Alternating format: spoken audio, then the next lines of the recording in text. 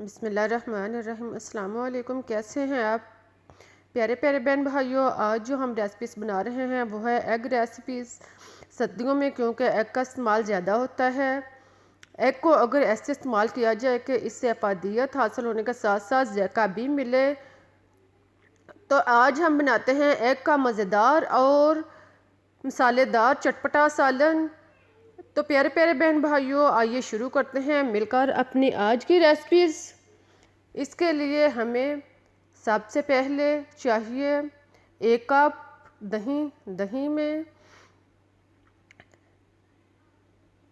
1 चम्मच पीसी काली मिर्च शामिल करें और इसके बाद इसमें ज़ीरा 1 चम्मच पिसा हुआ शामिल करें। साथ में खुश्क धनिया पिसा हुआ 1 चम्मच और गरम मसाला पिसा हुआ 1 चम्मच डालने के बाद इस सब को अच्छी तरह मिक्स कर लें।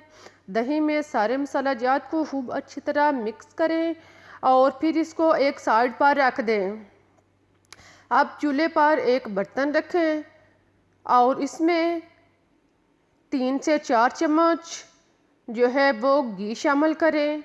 घी को खूब अच्छी तरह गर्म होने दें और फिर इसमें 1 अदद इलायची बड़ी जो है वो शामिल करें।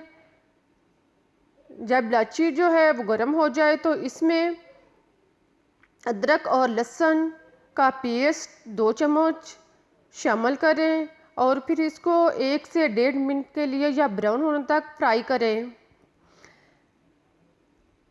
जब अदरक जो है वो ब्राउन हो जाए तो इसमें 1 अदद प्याज बड़े साइज़ का या 2 अदद दरमियाने साइज़ के प्याज, इसको ब्रीक कटर करके इसमें शामिल करें और इसको ब्राउन होने तक फ्राई करें। फिर इसमें सुरख मिर्च ज़ायके के मुताबिक या 1 चम्मच शामिल करें। हल्दी पाउडर आधा चम्मच शामिल करें और साथ में नमक टेस्ट के मुताबिक या 1 से 1.5 चम्मच शामिल करें और फिर इसको अच्छी तरह फ्राई होने दें।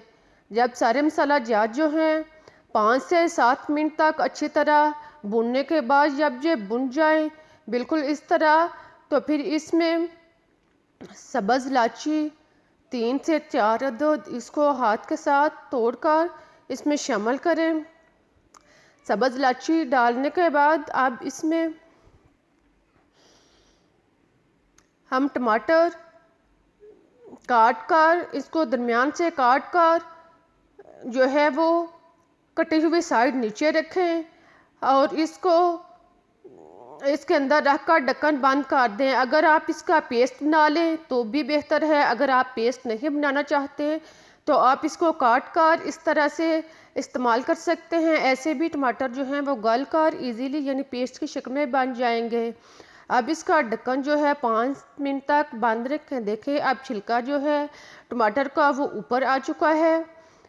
अब आप इसको चम्मच के साथ या चिमटे जो भी आपके पास है इसको ऊपर से छिलका जो है वह पकड़ें तो वो आसानी से अलग हो जाएगा। छिलका जो है वो उतारने के बाद अब इसको खाना पकाने वाले चम्मच के साथ अच्छी तरह कुचलें। इस तरह टमाटर जो है वो इजीली गल जाएगा। जब टमाटर जो है वो पेस्ट बन जाए तो इसमें दही जिसमें हमने पहले मसाले जात डाल कर रखे हुए थे वो इसमें शामिल करें। दही डालने के बाद अब बकिया प्याले में आधा कप पानी शामिल करें और फिर इसमें दोबारा सालन वाली कढ़ाई में डालें और उसका ढक्कन बंद करके इसको पकने दें। जब दही का पानी खूब अच्छी तरह खुश्क हो जाए और मसाला जो है वो भुनकर तैयार हो जाए बिल्कुल इस तरह, देखें अब घी जो है वो ऊपर आ चुका है। इससे हमारा मसाला जो है वो बिल्कुल भुन चुका है और तैयार भी हो चुका है। पानी जो है वो खुश्क हो चुका है। अब इसमें हरी मिर्च 3 से 4 अदद काट कर शामिल करें।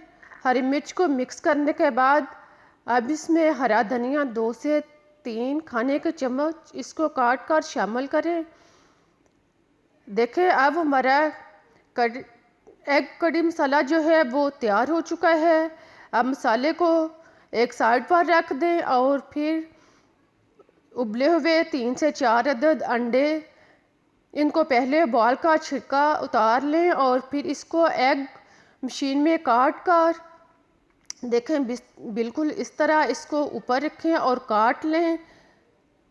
एक साइड से काटें और फिर इसको, इसकी जाली जो है इसको आहिस्ता से उसके ऊपर दबाएं। ख्याल रखें जाली जो है वो पूरी ना दबाएं। अगर आप इसको सारा दबाएंगे तो ये जो है वो आहट तक कट कर अलहदा हो जाएगा। हाफ जाली इसको दबाने के बाद इस तरह ये एक अंडा जो है वो बहुत अच्छी साइड का, अच्छी साइज़ का कट जाएगा। सारे अंडों को इसी तरह मशीन में काटने के बाद आप प्लेट में रखें और फिर इसमें मसाला जो हमने तैयार किया हुआ था वो इसके ऊपर डाल लें।